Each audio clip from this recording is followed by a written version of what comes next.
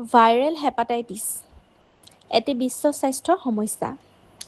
Hello' everyone, Assam Tribune news paper editorial পেজত এটা article দেখা গৈছিল ভাইৰেল হেপাটাইটিছৰ। প্ৰতিযোগিতামূলক পৰীক্ষাৰ উপযোগী হোৱাকৈ আলোচনা কৰোঁ আহক।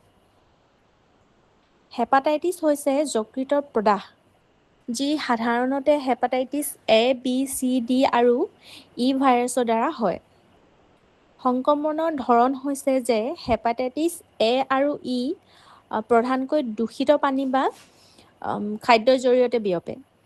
আনহাতে বি, চি আৰু ডি তেজ, সুৰক্ষিত নোহোৱা যৌন সম্পৰ্ক বা সংক্ৰমিত বেজীৰ দ্বাৰা বিয়পে।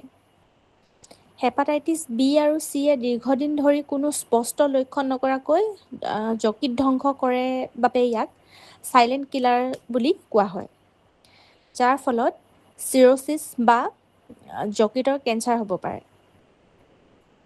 বিশ্ব আৰু ভাৰতীয় পৰিসংখ্যা বিশ্বজুৰি প্ৰায় ২৪ কোটি লোক হেপাটাইটিছ বি আৰু প্ৰায় ৪ কোটি ৭০ লাখ লোক হেপাটাইটিছ চি দ্বাৰা আক্ৰান্ত। ভাৰতত আনুমানিক ৪ কোটি লোক হেপাটাইটিছ বি আৰু ১ কোটি ২০ লাখ লোক হেপাটাইটিছ চিত সংক্ৰমিত।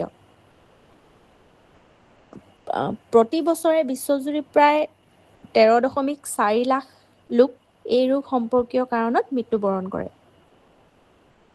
হেপাটাইটিছ বিৰ বিৰুদ্ধে কাৰ্যকৰী প্ৰতিষেধক উপলব্ধ আছে।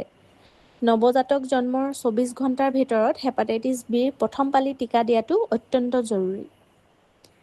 এণ্টিভাইৰেল ঔষধৰ জৰিয়তে হেপাটাইটিছ চি সম্পূৰ্ণ নিৰাময় কৰিব পাৰি। ধন্যবাদ।